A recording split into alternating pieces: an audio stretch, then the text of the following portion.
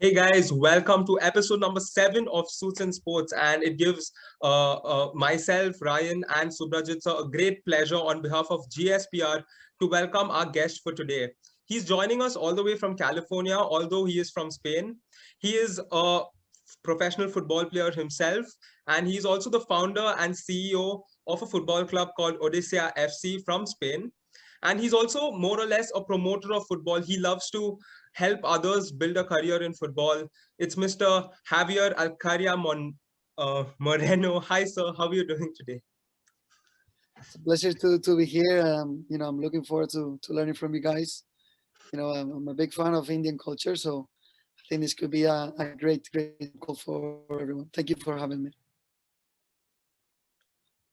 So it's also a pleasure that you have joined us back from California. So it's really an honor for us also, like a person, like a young motivator like you has joined us.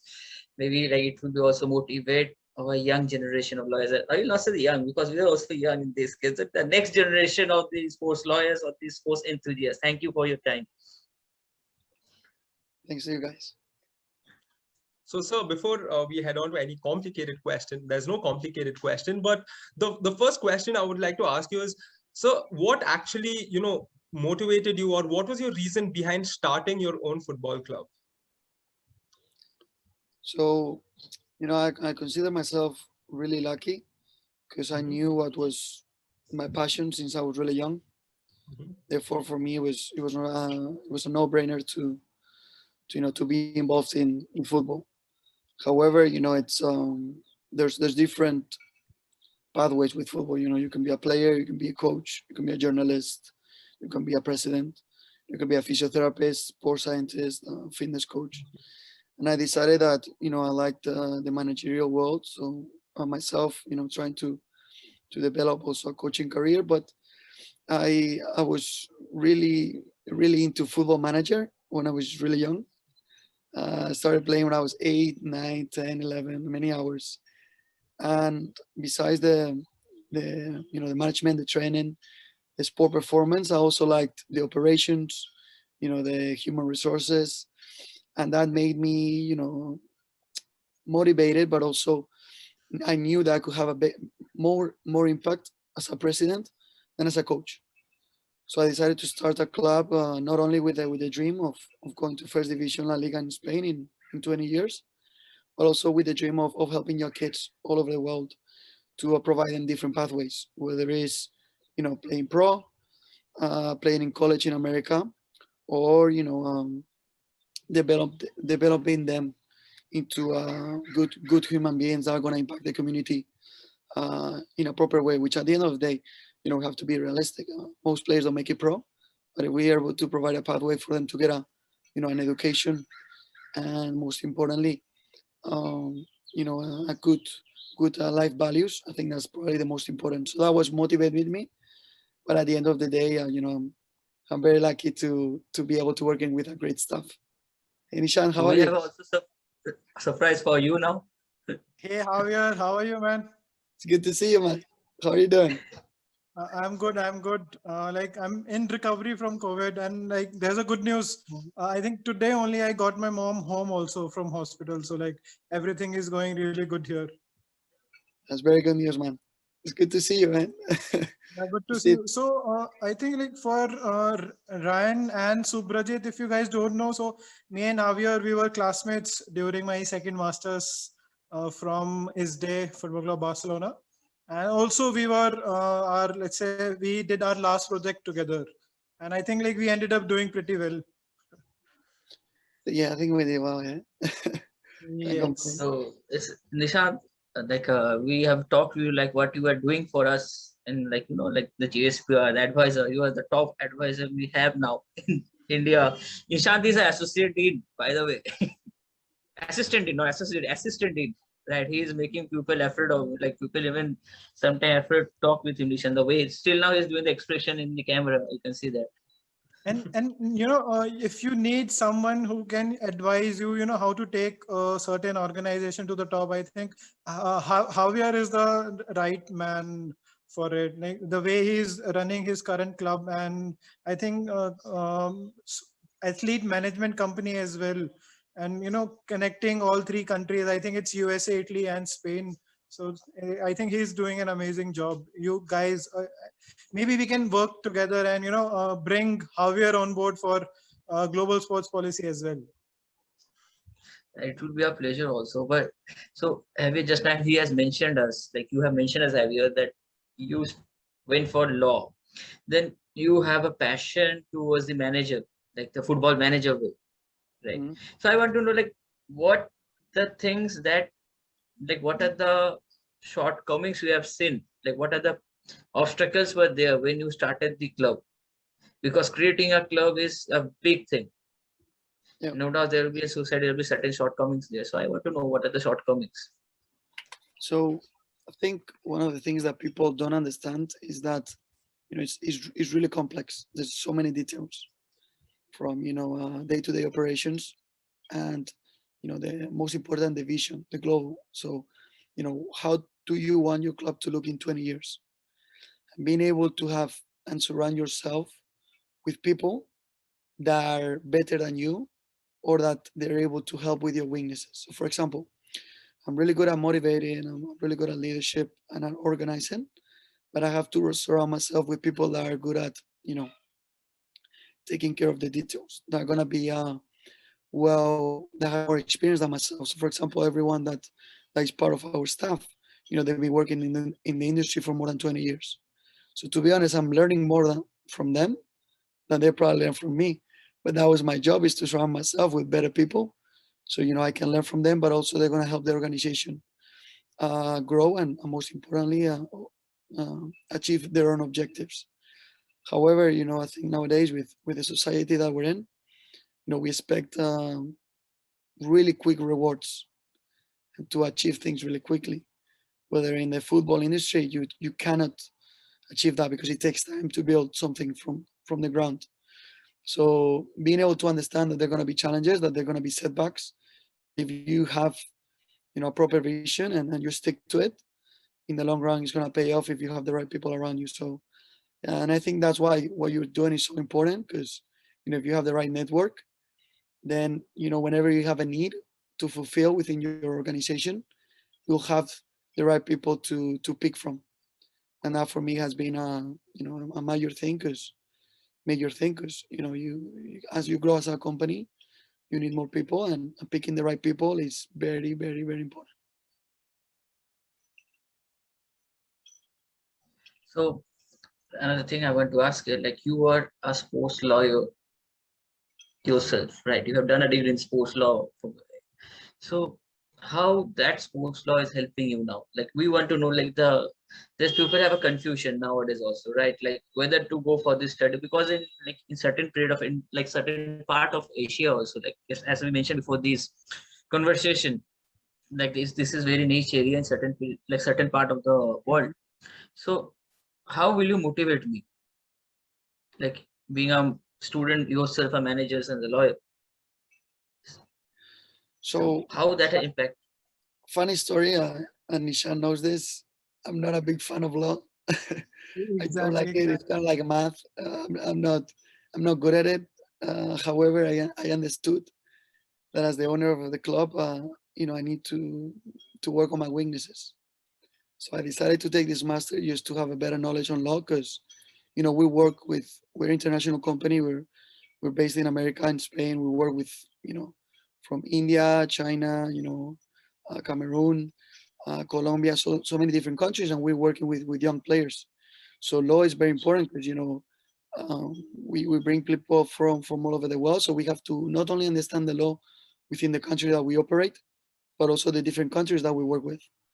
So we currently are very lucky, because we have a sport lawyer in America and also in Spain, that they take care of all of our issues, and player transfers, signings, and all that good stuff. However, it's nice that I know the basics, and I have a good foundation, because like that, whenever they're explaining me certain topics, I'm able to relate and understand. So I didn't really study to be a sport lawyer. I study so I can understand and lead my staff much better. But I think law is becoming much more important, especially as you go as you grow as a company, because you cannot make mistakes in certain areas. And law is one area that we take really seriously, especially as we work, with top players that are 16 years old. And with FIFA, we gotta make sure that all the registration, all the signings, the contracts are on, are perfect and with all the detail that are needed. That's why, to me, it's will motivate people that want to go into sport law, because sports is growing and sport is becoming a business each day more and more, and we need sport lawyers. So I think in that sense, I will motivate everyone to give it a chance, especially if they like law and sports, because it's a wonderful combination. Right. Thank you. And like I think Nishant does, like, Nishant, do you want to like ask your friend something like Yeah, like I I am just was. asking you guys are just, Yeah, definitely. I was actually going to intervene and ask this particular question. So I don't know whether you guys have covered it before I joined, but still I'll anyway go ahead and ask this particular question. So, whenever someone decides to start an organization or a club, and that too, let's say a big footballing country like Spain. So, it is not just about having, let's say, a squad of 16 or 17 or 23 members. It is also about having a particular ground to play at, practice at. It is about so much of funding you require for everyday match days, or how many matches you are playing throughout the season. It is also about putting in some money to develop your footballing, let's say, the culture you have at the club. And then to include, like you also mentioned, to include the right people who have the right knowledge to take forward a certain organization or a club, for example, in this case, your club. So my question here is, how did you come around to starting or taking such a big step, and that too at such an early stage in your career? Because comparatively, let's say when we compare you to other club owners, let's say very far ahead in their careers, and then they decided to start a certain club or invest into a certain club. But like I just want to know, what was the thinking behind it, and what was the passion behind starting such a club? Well, I think we went over a little bit, but not in detail. So I am a big fan, of football. That's my passion. So I used to play football manager when I was young, from 8, 9, 10. So indirectly, I think I've been training for this position for like 20 years almost. However, what you really have to understand is that you must know the area. So I will not start a club in India if I don't have local people that I know of. So the reason why I started the club in Castellón in Spain, because I used to play for Villarreal and I used to play for Castellón, so I know the people there.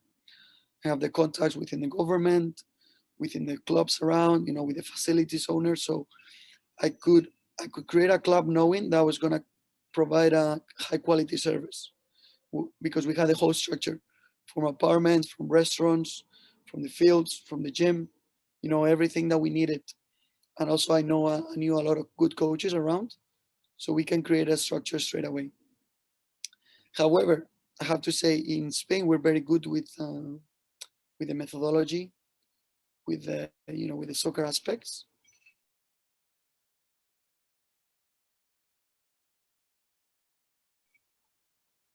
It freeze? Now we're good, We sir. were Now not able to hear you, but now we can. Yeah, give me a second. I'll move to a different spot. Hopefully, we get a bit better of with that, internet. with that we're getting a good view of California, like your Yeah, house back in it, I think. yeah. I think. Does this work? Much better. yes, sir, it's working. Yeah. Sounds good. So basically, for me was, and this is why I encourage everyone to travel. So myself, I came here to America, and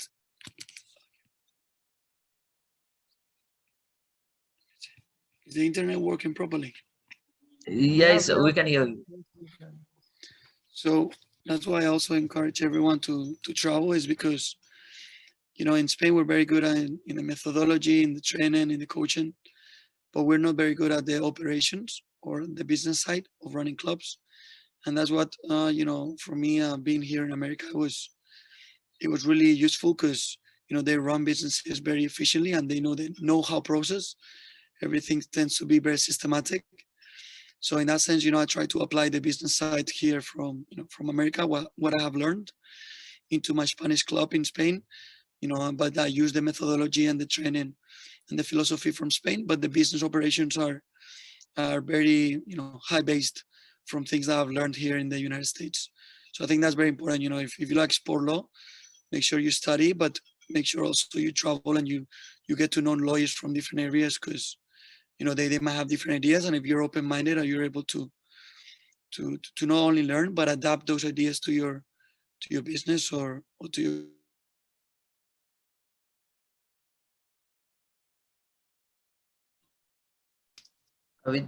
Are we connected? Yeah. Yeah. Yes, Javier. Like it's a technical glitch we can get there. So Is my internet or is yours? I think it's probably mine. I think we were there. Like yeah. Do I have to Yeah, repeat everything I said? It's better than the previous position, so I think it's okay. Where did the conversation stop? So we got the part where Conversation. you until you said that as a sports lawyer also we need to speak to lawyers from different countries to understand because they might have a different ideology. So after that we lost you. Yeah. So just going back to that, I think being open-minded and being able to learn from different cultures and different ideas is very important. So in that regards, I motivate everyone to travel to network, and most especially, most importantly, have an open mind to learn from different people because that will provide different ideas that then you can apply in your country. And I think that's a big one for me because the United States has taught me a lot about running businesses, and I'm trying to apply that to Spain within the training and methodology that we have in the club itself. Right. So Ryan, do you have anything in mind? Yes. Like it's feeling like I have to push you guys. So No, guys, so really sorry to cut short and intervene in the middle. So I have to take your leave. But yeah, it is always nice to meet you, Javier, Ryan, and Subhrajit. Thank you so much for having me for let's say a surprise for Javier. And maybe we can catch up later. So I'll let you guys just continue with the conversation. So yeah, again, thank you so much, guys. Bye bye. Bye, Nishant. see you, sir. Goodbye. So yes, guys, we witnessed a classmates reunion as well. So yes, moving on. So Javier, sir, my question to you right now is a little more athlete related. So since you've been an athlete yourself and you right now working on the other side where you're witnessing a lot of athletes, you're dealing with a lot of athletes.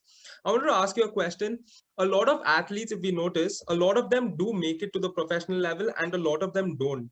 So what do you think is the biggest reason as to why a few of them do and a few of them don't? Because if you notice, there are a lot who don't make it, but they are capable enough of making it. So what do you think is that one X factor that makes some of them go the right direction and the wrong direction?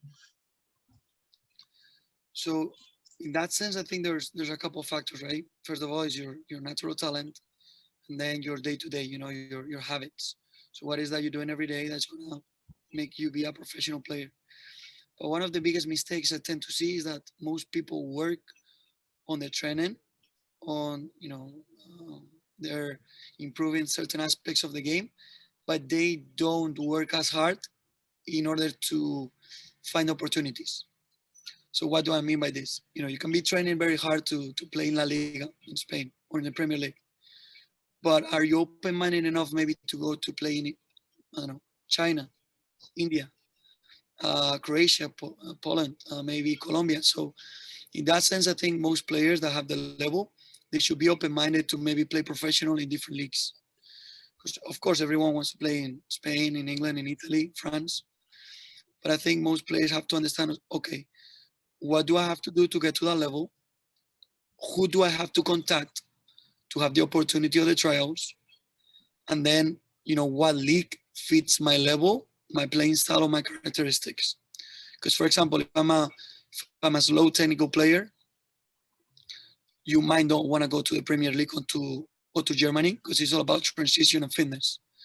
But you might want to go to a league like maybe Spain or Colombia, where players tend to be more technical but slow, so it fits better your style. So I think doing the proper research and finding the right opportunities, I think it's really important, and most players don't pay attention to those details. Right. So even if you notice, we've witnessed a lot of players, going off track. Like after starting to gain something in their career, they suddenly go off track. So what would you like to comment on that regard? So you mean like whenever they get famous and they sign a contract, Yeah, so yeah. I mean, Ryan, Xavier, you can take the reference for example, like Mario Balotelli, right? He started as a hype. He was a very good player. Still now he has that capability. He can be. But we have seen how the graph of his career after move to a tip of a mountain, suddenly to fall down. So you can take that as a, if you want to give something like that, I think, Ryan, if I'm not wrong in this part, so you want something like how In the one same can, regard. like for example, like in one hand you have a Baratoli and another hand you have a Cristiano, right? Both certain period of time were like in certain, like, I'm not comparing each other, but in tip of his career. Then one fall, but still now one is in the top. So he want to ask that. So how one can hold himself, being coming from a lower background or like from a middle class background, suddenly it's happened, like you are seeing lots of glamour in your life after playing football and all. So how one can hold him in that position? So I think there's a couple of things. First of all, is education. So the more fame or financial, more money you make, it's only really gonna bring, and this is my opinion once again, who you really are. So if you're well educated from home, from your family, I think because you have more fame or more money, you're not gonna be different. Because I believe those two factors only bring or emphasize more who you are. On the other hand, I do believe that nowadays players that are 17, 16, 18, they tend to get a lot of rewards very early, and that's hard to manage. So I think that keeping your family close, having the right mentors and people around you that are able to guide you is very important. Because I was actually reading a anecdote from Jurgen Klopp that a kid from the youth academy, he was 18. He came to practice. I think was driving like a Ferrari or something, and Klopp saw it and was like, "Okay, are you a first team player already? What have you achieved? And it's important for the players to stay humble and to stay hungry for to keep on learning. So whenever you're 18 and you're making, I don't know, a million a year or 500,000, suddenly your first impulse is to buy a car, to buy a house. Those things are, in my opinion, they're for show off instead of maybe using that to help the community or to help your family. But in that sense, I think it's important to be surrounded with people that are able to guide you and maybe tell you what you don't want to hear, which sometimes creates conflict. But I think that's a thing that I do a lot is surround myself with people that are going to criticize me, that are going to be able to tell me the truth and not what I want to hear. So with those athletes, I think it's important for them to stay patient and to make sure that they have maybe some mentors that are going to be able to provide them with tools to invest their money, especially as professional careers. They're not too long. There's 35, 36, you gotta retire, and now what's next? So I think in that sense, being surrounding yourself with the right people is very important. Oh, so actually, yeah, the reason I asked you that question is because a lot of us, like, we are all common people in terms of, sports. So I'm saying we have an insight as to how we see it. So I asked you is because you're a professional yourself. So to ask, I want to know your perspective, and very well explained. So like you said, I think you were talking about being humble. I think N'Golo Kante is one very good example in that regard. For example, I was lucky enough to play with Pau Torres and Rodri. Rodri currently plays at Man City. We played in the same academy. He was playing up a year. A very good midfielder. So I believe he was making $1 million a year in Villarreal. He was still living in a dorm, university dorm in Castellón, and driving the same. I believe it was a Ford, same car, even though he was a professional player. Now he's playing in Man City. He's still studying. He still, drives the same car. And I think that's the kind of mentality that I like with the players that we recruit in our team back in Spain. It's okay.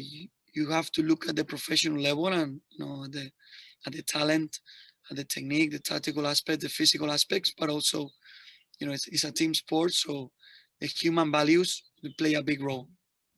And there's so many players that don't make it to the top just because they're not coach, they're not able to learn, they're not coachable enough, and coaches don't want to work with these players because if he's not able to be good for the team, it doesn't matter how good he is.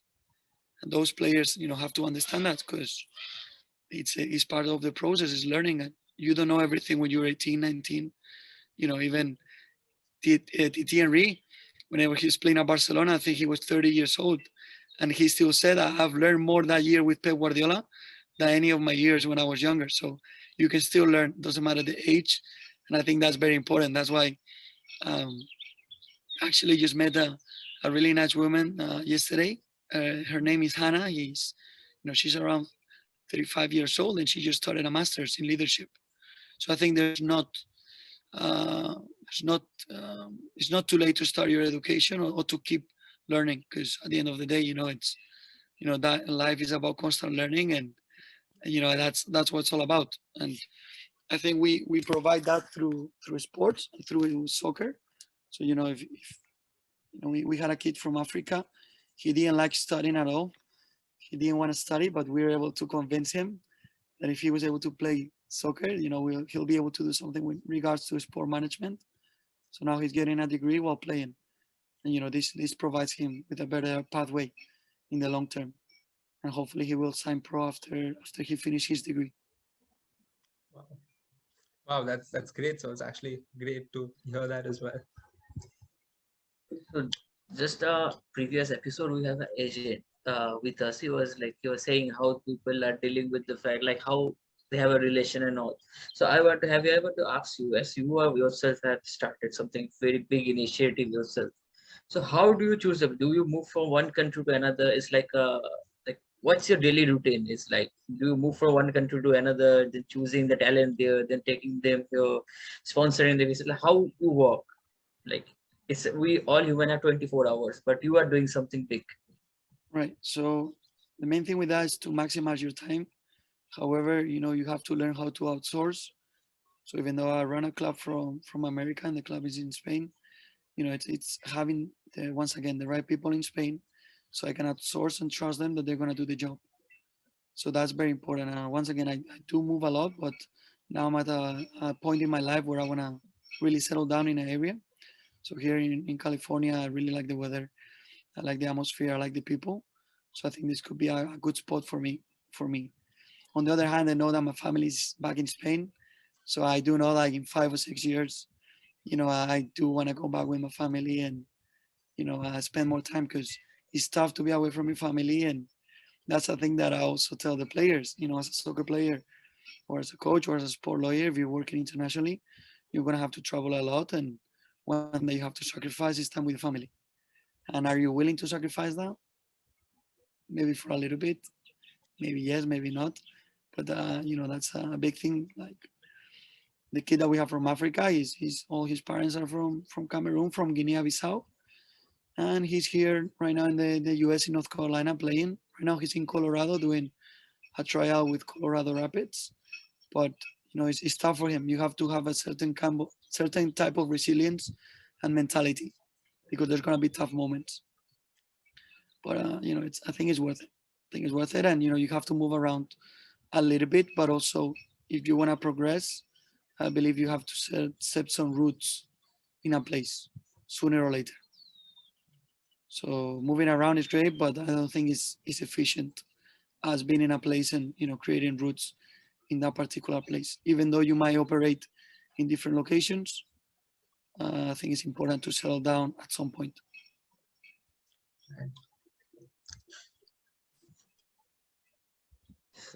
What about you guys? Where are you based in India? So it's like we are in different part of India. Like I'm in the eastern part. I'm in Calcutta. Like basically there is a club ATK, Atletico the Kolkata, which is like you can say the hub of Atletico Madrid. Like they have a tie-up with Atletico Madrid. Then they created the club. Now it's known as Atletico Moonbagan.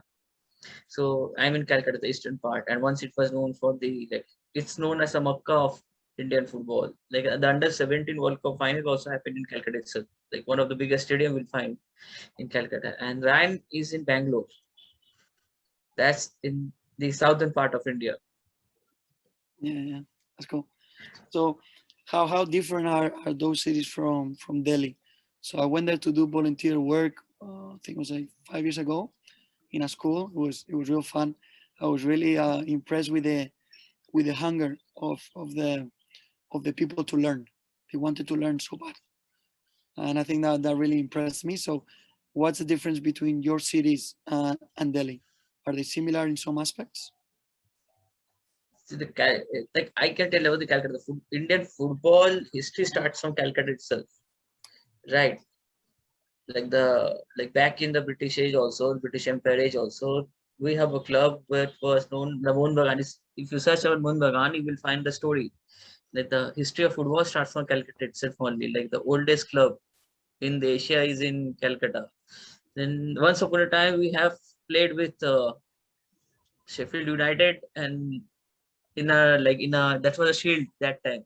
Yeah, we beat them and we were in final. Then that time we used to play without any shoes or boot.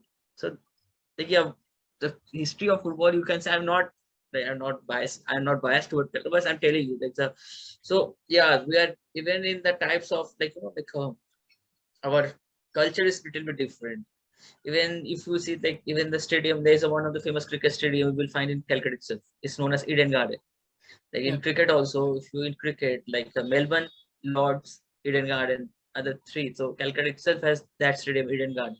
So yeah, we are even if you come in like I will say you sometime come to Calcutta in time of World Cup, and you will find yourself just you are sitting in some football area, like like communities, like they will be bifurcated themselves on basis of the color. Like one community will be supporting totally Germany, or one is supporting Spain, one is supporting Brazil, and literally they will be like they will fight between them. So like out in the road and all, they're fighting because the countries like the team they are supporting losing the match, so they will like fighting. So this is the structure in Calcutta for the football. We have passion for the football.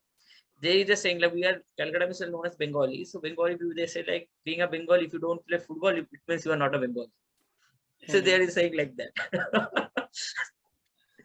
Oh, so what's the for the kids, right? For the youth, it's cricket is the main sport in India by far. By far, see if you say cricket got a little bit, like the money is the matter. I'm telling you, like if you're doing the money is the matter. So cricket has much more money, right? And then the colonial impact the colonialism has put a certain impact. That's the reason cricket is a high. They're like it's topmost because the money is there. Then yeah, we have football also. Indian football team is there progressing. When the Women World Cup, under-17 Women World Cup will be in India this time. I hopefully know that also after under-17. Then yeah, we are also progressing in this field, but like we have other sports also like wrestling. Then in professional boxing, you will find one boxer who is Olympian champion also, and like that he's in USA, Vijender Kumar, and he still is undisputed. Then hockey is also one of the main game in India. But yeah, but cricket has so much of sponsors, like the IPL and all, it got so much of sponsors. Yeah, cricket is somewhere like at the top most. But we are also in these games. So would you? Is the season going on now with COVID in India for football or no? It's cancelled, right? Yeah, it's cancelled. Even the cricket season of cricket was also going. It was been stopped in between because the bio bubble hasn't worked. So still we are stopped in between. Let's see by September the under-17 World Cup starts. Let's see, like what will the protocol then? We are also hoping for that goes well. So the Indian infrastructure of the bio bubble, like if you notice in the Europe and US and all, they started all sporting leagues with a bubble. And even in spite of the bubble breaking, in spite of cases, they were able to continue. That's because of the infrastructure. But in India, because of the second wave, even the Indian Premier League, they couldn't handle it. So that's also another thing in terms of our infrastructure. So that's why they could not. The previous Super League, the football Indian Super League, did conclude. It was between the first and second wave. So they completed, and yeah, like Subhrajit sir said, September is the proposed date for the next football season to start in India. So fingers crossed. But yeah, the Cricket World Cup got postponed from India. It's likely to be shifted to another venue. It was supposed to happen in India, but yeah. So we're running short on time. So could you quickly just give concluding remarks? Remarks. Well, first of all, I want to welcome everyone to contact me. So, via email or via phone. I think I'm willing to help to anyone that wants any help, whether it's in Spain or the US, especially, if they're studying and they want opportunities. I think, everyone in your community should be free to contact me in any way. And, I want to thank you too for an amazing job. I've seen what you're doing for the Indian community, and I think it's outstanding. So in any way I can help, I'll be, more than glad to. I appreciate you guys. Thank you very much, first of all, to told us, like, be supporting us for the help of the community. In Indian we say do dhanyavad and muchas gracias. Muchas gracias. So once again, thank you for your time also. Like, you take out the time and you came in forward. I really appreciate that. Thank you so much, sir. So how do we say goodbye in Spanish? Adios. Adios, right? Adios, amigos. See you, sir. Yeah. Bye.